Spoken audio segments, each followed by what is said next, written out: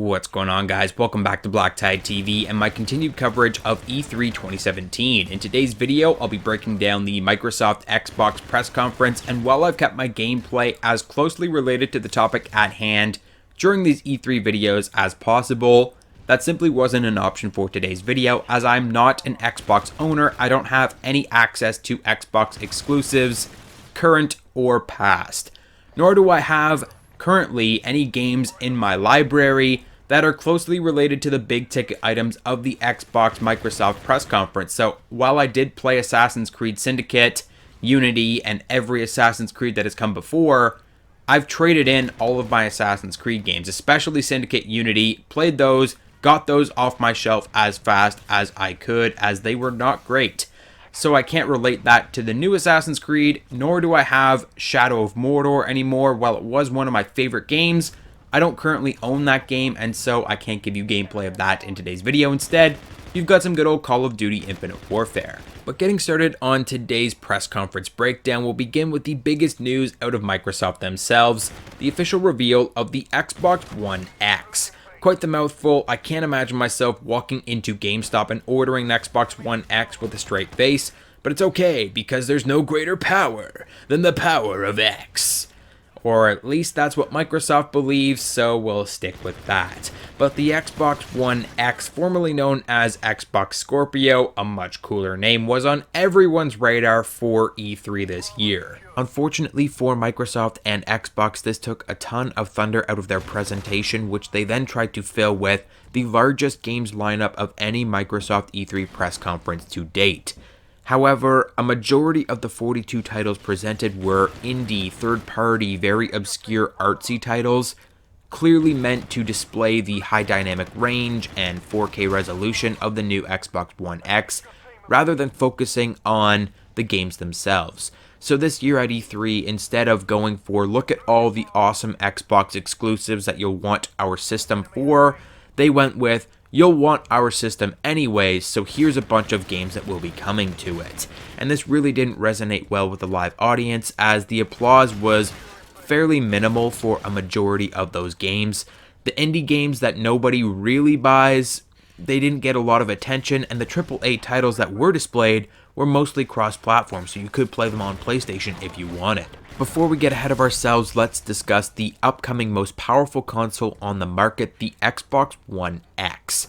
For the first 20 to 30 minutes of their conference, Microsoft spent spewing technical specifications for their upcoming Xbox, which I mostly drowned out. In my opinion, console gamers are simple folk, and as long as they have the latest and greatest console that can play their games, they are happy, or at least that's how I roll. If I was interested in the most powerful processor and GPU and RAM, and I would invest in a gaming PC, and I wouldn't be playing console games at all. I'm a simple guy. I just want a console to play my game on.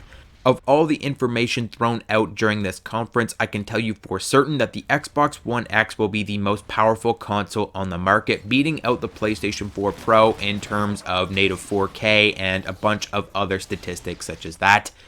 It's not going to make the biggest difference in the world to the average player unless you have a 4K television and you really want to run your games at the highest resolution, the highest power possible.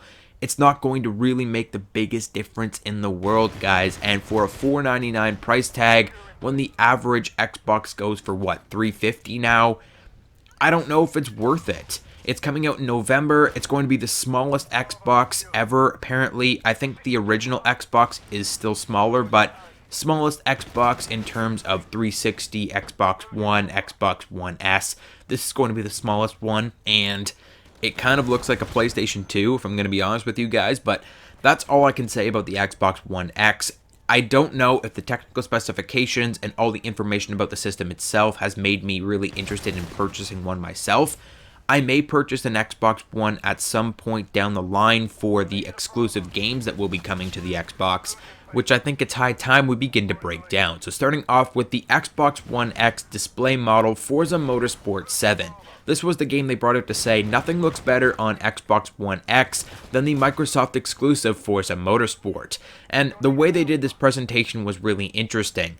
I suppose there's an exclusivity deal between Porsche and Forza Motorsport, and so they brought out a 2018 Porsche 911 GT2 RS, never before seen outside of the factories at Porsche. Now, I'm a Porsche guy, and this car made me weep. It is so good looking, and then of course they're like, and now you get to drive it in-game, and they show it in-game driving around, and it actually looks really phenomenal. 700 plus vehicles, largest collection of Ferrari, Lamborghini, and Porsche vehicles in any racing game ever. I'm not a big track racing fan, I'm like an arcade racer, but man, this game looks really, really good. It just looks like a really great game to show off that Xbox One X capabilities, and it honestly looks like the best Forza Motorsport I think I've seen so far. Now, I haven't had too much experience with the games as I'm a PlayStation player, but my god, it really does look good. And speaking of looking good, the next Microsoft exclusive that we'll be discussing looks to be the breakout title of Microsoft's press conference this year. Metro Exodus has me on the verge of purchasing an Xbox One just for the experience. There wasn't a whole lot of information given about this game as there was only a short trailer, but it looks to be a much more realistic, much more open world version of the Metro games currently. The Metro games have always been Microsoft exclusive. Metro 2033 and Metro Last Light, I believe they were known as, were put into a Metro Redux collection, which you could purchase on PlayStation, but they were always Microsoft exclusive to begin with. So I don't know if I can wait long enough for Metro Exodus to come to PlayStation because it looks absolutely pristine. I've never seen a game that looks like this. It looks like a first-person movie, not a first-person video game. It's sort of like a Fallout 4 vibe where you're kind of roaming the wasteland and defeating like these biohazard monsters, and it just looks incredible. The way that the character moves, and just thinking about it, I've got goosebumps. But bringing us back to a virgin video game experience, what better to give you goosebumps than the original leap of faith? Assassin's Creed Origins made its debut at the Microsoft press conference, the newest Assassin's Creed game set in ancient Egypt. And this is basically the birth of the Assassin's Brotherhood. There's a whole bunch of different new gameplay elements, and it's kind of interesting if you think about it. These are the original Assassins, and they've got all of these mad skills that none of the later Assassins that we've been playing as already have. It's kind of strange, but I'll let it slide because this game actually looks pretty damn good. They show gameplay like sliding down the pyramids, and there's a lot of watercraft gameplay actually, like sailing on the Nile. There's a bow and arrow now, which is going to be a very vital piece of equipment that we're going to be using. There's a ton of different elements to this bow and arrow. There's like a slow-mo jump shot, very reminiscent of Shadow of Mordor. There's bow ADS, so you actually aim down sights into a first-person shooter mode to actually fire this bow if you want. The game has transitioned into a much more RPG-oriented experience with loot and gear elements, weapon levels, rarities, and perks, so you can find weapons on downed enemies and then they will change up your fighting style. There's going to be all of this free world roaming experience. There is a ton of new wildlife, so there's crocodiles, hippos, there's feral cats, hyenas, there's elephants, as in battle elephants, like think Lord of the Rings Return of the King, elephants with like the tents on top of them riding into battle. There's a basilisk at one point in the trailer. There's just a ton of really new elements here that look pretty interesting. There's going to be a new double execution that was shown off in the trailer, kind of like a Far Cry takedown where you stab one guy and then throw a throwing knife at the next guy automatically. So there's going to be a whole bunch of new different gameplay elements such as that.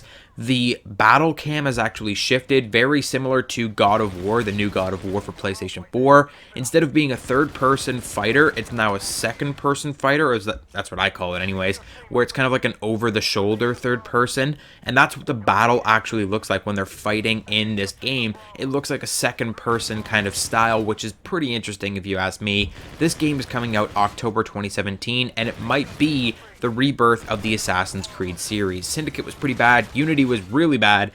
hopefully this can be our rebirth. This can be the original Assassin's Creed, Assassin's Creed 2. This is going to be something that looks really good. Is it going to perform really well? Well, we're going to have to wait and see. Of course, for you Xbox owners, if there isn't enough seafaring in the new Assassin's Creed Origins, you can always pick up Sea of Thieves, a new open-world multiplayer experience where you roleplay in the life of a pirate. This one's Xbox exclusive. It had its own presentation at Microsoft E3 this year. Looked really cool, very interesting art style, and honestly, I don't know if there's actually a point to the game, other than just having fun, screwing around, searching for treasure, and doing pirate battle on the high seas. It actually looks really good. Now, before we break down the final big ticket item, Anthem, I'd like to point out a few games that were supposed to be the cat's ass at this Microsoft E3 press conference that didn't get as much information as we would have liked. So Crackdown 3 had a short trailer and honestly doesn't look as entertaining as everyone seems to think it will be. Fable Fortune is a new Hearthstone-style card game for Fable.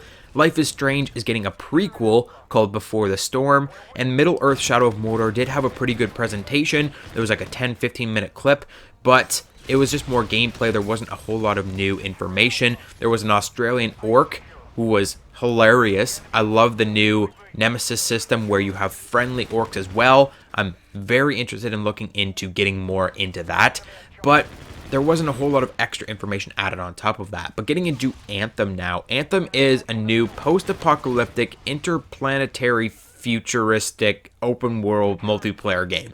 It's really hard to break down. It's something that we haven't really seen before. It's taking elements from a bunch of different games that are really popular. So it seems to have taken the most inspiration from games like Destiny and The Division, where you head out beyond the wall with your friends to defend your small civilization from enemy threats. You can join up in the wild and do community events and basically explore this massive open world MMORPG setting.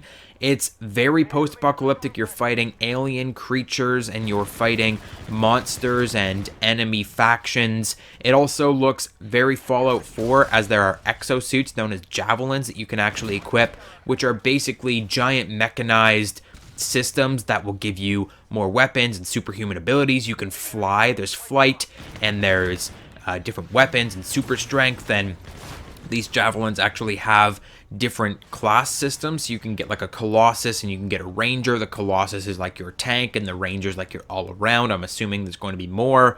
So you basically set up your RPG style, you set up your class, you go out with your friends and you have a good time fighting aliens and doing whatever you do in Anthem. It looks really, really good. I'm looking forward to seeing more about Anthem. That is going to conclude today's video, guys. I hope you enjoyed it. If you did, don't forget to drop a like, subscribe if you're new to the channel, and I'll catch you guys on the next video.